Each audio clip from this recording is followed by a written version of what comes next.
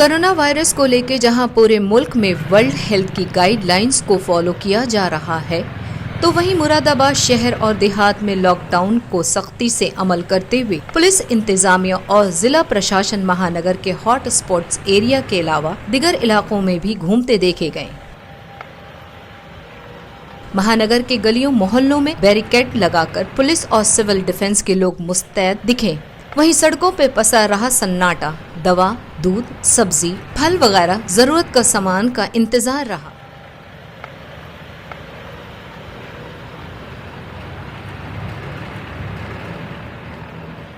नगर शहीद कराई हुई थी। हमारे सिविल डिफेंस के जितने पोस्ट सीधी सवाई के वार्डा ने उन्होंने पूरा सहयोग दिया है उसके अंदर।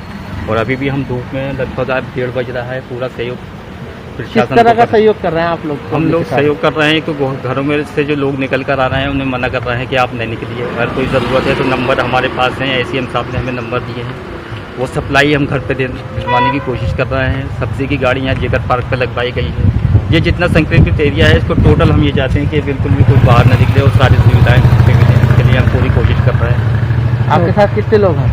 मेरे साथ गर्ल शहीद पोस्ट में लगभग 9 लोग हैं। इसके अलावा हम पूरे 250 लोग सिविल डिफेंस के पूरे शहर में सेवा में लगे हैं निस्वार्थ से।